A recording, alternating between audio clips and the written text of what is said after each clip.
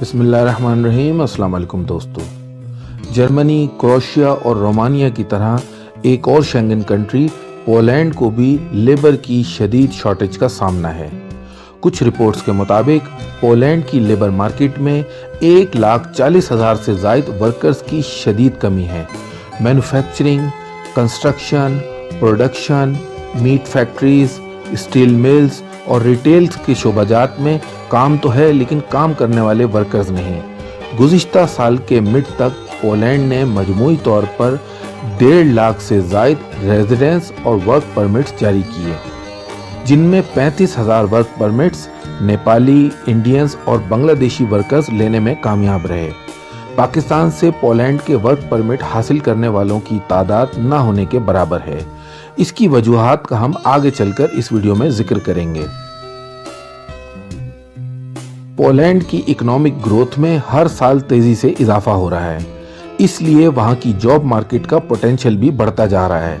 तो friends, Poland का work permit और वर्क वीज़ा हासिल करने के चांसेस क्या हैं, इसका स्कोप क्या है और इसमें क्या मसाइल दरपेश आते हैं, इस पर तफसील से बात करने से पहले ये जान लें कि पोलैंड 2004 से यूरोपीय यूनियन का रुकन है और एक शेंगन मुल्क है। इसकी करेंसी ज़ोलॉटी कहलाती है। एक पॉलिश ज़ोलॉटी पाकिस्तान के 40.73 रुपए के बराबर है, जबकि एक पॉलिश ज़ोलॉटी 19 इंडियन रुपीस के बराबर है। पोलैंड में एक आम वर्कर्स की एवरेज इनकम 1,000 यूरो के लगभग है। अब दोस्तों, होता ये रहा है कि पुर्तगाल और स्पेन की तरह लोगों ने बड़ी तादाद में माजी में पोलैंड का रुख किया। वहां विजिट वीज़ा पर जाकर वर्क परमिट अप्लाई किए, पेपर्स बनवाए और फिर दूसरे शेंगन मुल्क जैसे जर्मनी और नॉर्वे वगैरह शिफ्ट हो गए। क्योंकि बुनियादी बात यह है कि पोलैंड में इनकम कुछ ज़्यादा नहीं, लेकिन लीगल होना निस्बतन आसान है। फिर पोलैंड के मुकामी शहरियों में भी ज़्यादा कमाई और बेहतर मुस्तकबिल के लिए यूके, नॉर्वे और जर्मनी जैसे अमीर मुल्कों में शिफ्ट होने का रुझान काफ़ी अरसे से चला आ रहा है।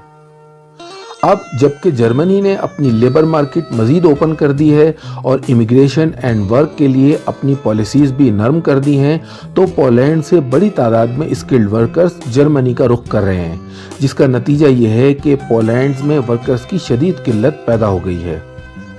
अब वो लोग जो यूरोप जाना चाहते हैं और लीगली सेटल होना चाहते हैं और 1,000 यूरो या इससे कम में गुजारा कर सकते हैं, उनके लिए इस वक्त पोलैंड एक ज़बरदस्त अपॉर्चुनिटी है।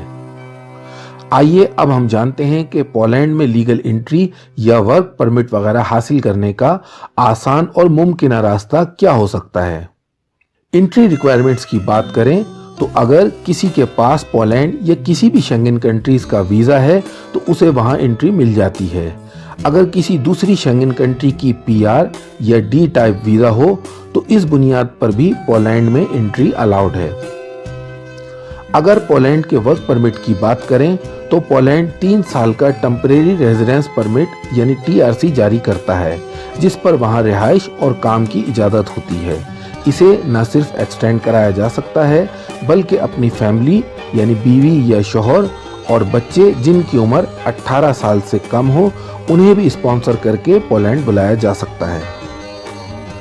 सबसे अच्छी बात यह है कि पोलैंड की TRC आप अपनी होम कंट्री से अप्लाई नहीं कर सकते, बल्कि ये आपका एम्प्लॉयर या कंपनी खुद आपके लिए पोलैंड में ही अप्लाई करते हैं और इसे अप्रूव होने की सूरत में इसकी एक कॉपी आपको भेज दी जाती है।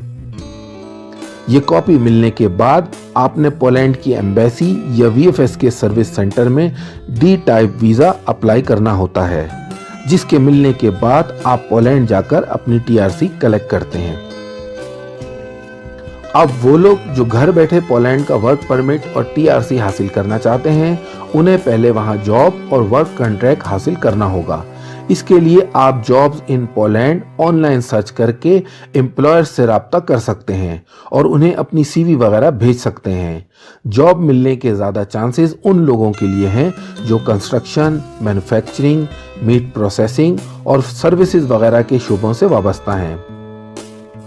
पोलैंड का वर्क परमिट हासिल करने का ये तरीका बिल्कुल फ्री है, क्योंकि इसमें आपने कोई खर्चा नहीं करना, बल्कि सिर्फ लगातार कोशिश करनी है और पॉलिश एम्प्लॉयर को इस बात पर कायल करना है कि आप वहाँ लॉन्ग टर्म वर्क करना चाहते हैं और पेपर्स मिलने की सूरत में किसी दूसरी कंट्री मूव होने का कोई इरादा नहीं रखते।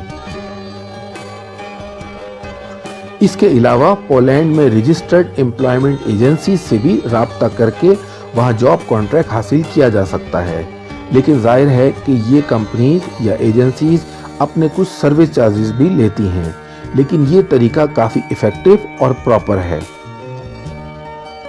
जैसा कि हमने पहले बताया कि अगर कोई घर बैठे पोलैंड का वर्क परमिट हासिल कर लेता है और एम्प्लॉयर से उसे उसकी कॉपी मिल जाती है, तो फिर उसे पॉलिश एम्बेसी में long stay D type visa apply करना होगा। इसकी फीस 60 यूरो है। डी टाइप वीज़ा फॉर्म के साथ आपने तमाम ज़रूरी डॉक्यूमेंट्स जैसे वर्क कॉन्ट्रैक्ट, तालीम, वर्क एक्सपीरियंस, मेडिकल इंश्योरेंस और दीगर डॉक्यूमेंट्स भी लगाने हैं।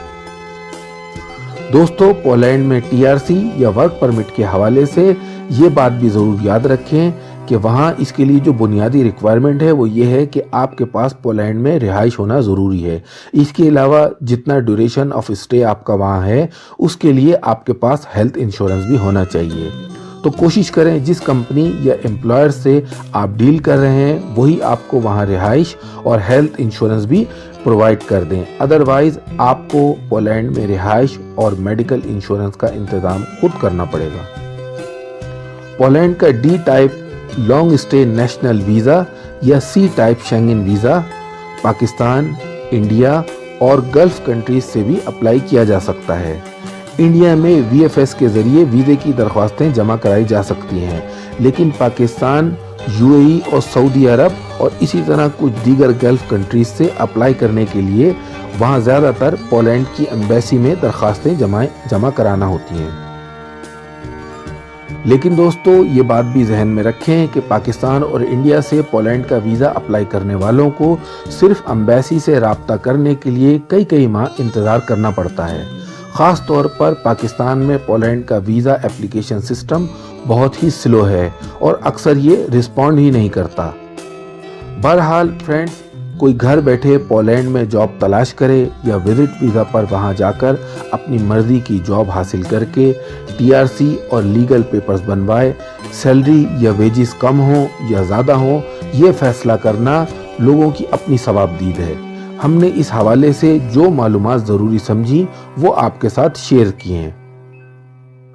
एक बात और जिसका जानना बहुत ज़रूरी है कि अगर कोई पोलैंड विजिट पर जाकर किसी जुगाड़ या किसी एजेंट को पैसे देकर किसी भी तरीके से टीआरसी हासिल कर भी लेता है तो याद रखें कि इस तरह आपका टैक्स अदा नहीं होता, क्योंकि वहाँ जॉब की सूरत में आपका एम्प्लॉयर या कंपनी आपका टैक्स वहाँ की गवर्नमेंट को अदा करते हैं। अगर ये टैक्स पे नहीं होगा तो इमिग्रेशन हुक्काम को पता लग सकता है और ऐसी सूरत में वो आपको डिपोर्ट कर सकते हैं। अगर आपने टीआरसी पर 3 साल वहाँ किसी तरह निकाल भी लिए तो 3 साल बाद आप इसे एक्सटेंड नहीं करा सकेंगे। इसलिए प्रॉपर एम्प्लॉयर ढूंढ कर ही वहाँ जॉब हासिल करें ताकि आप लीगल रहें और बाद में अपनी फैमिली को भी स्पॉन्सर करके पोलैंड बुला सकें। तो दोस्तों, वो लोग जो पोलैंड के वर्क परमिट के तवील प्रोसेस और ऑनलाइन जॉब सर्च करने के झंझट से बचना चाहते हैं, वो फिर पोलैंड का सी वीज़ा यानी शेंगन वीज़ा अप्लाई करने के ऑप्शन पे जाते हैं। तो पोलैंड का सी टाइप शेंगन वीज़ा के लिए जो डॉक्यूमेंट्स रिक्वायर्ड होते हैं वो भी हम आपको बता देते हैं। उसके लिए आपके पास वैलिड पासपोर्ट होना चाहिए, एक visa application form, white background के साथ एक फ़ोटो जिसका पासपोर्ट साइज़ जो फ़ोटो होनी चाहिए, उसके अलावा वीज़ा फ़ीस जो 60 यूरो है। इसी तरह हेल्थ इंश्योरेंस जो तमाम शेंगन कंट्रीज़ के लिए चाहिए होती है, जिसकी कवरेज 30,000 यूरो होती है। इसके अलावा होटल बुकिंग यानी आपके अकोमोडेशन का प्रूफ ये कंफर्म होना चाहिए। इसके अलावा आइटनरी यानी आपका ट्रैवल प्लान कि आपने कितने दिन के लिए वहाँ जाना है और कौन कौन सी आपने जगह वहाँ पे घूमनी है, उसकी तमाम डिटेल इसमें लिखनी होती है। उसके अलावा इसमें 3 से 6 माह का बैंक स्टेटमेंट चाहिए होता है। ये डिपेंड करता है कि आप पाकिस्तान से अप्लाई कर रहे हैं या किसी और कंट्री से अप्लाई कर रहे हैं, اس کے علاوہ کنفرم ریٹرن ٹکٹ کی کاپی، اسی طرح فیملی رجسٹریشن سرٹیفکیٹ، آپ کی جاب یا بزنس اس سے ریلیٹڈ تمام ڈاکومنٹس، یہ تمام آپ نے ویزا اپلیکیشن فارم کے ساتھ لگا کے ایمبیسی میں جمع کرانے ہوتے ہیں۔ اگر آپ پاکستان سے پولینڈ کا وزٹ ویزا یا ٹورسٹ ویزا اپلائی کر رہے ہیں تو اس کے لیے آپ کو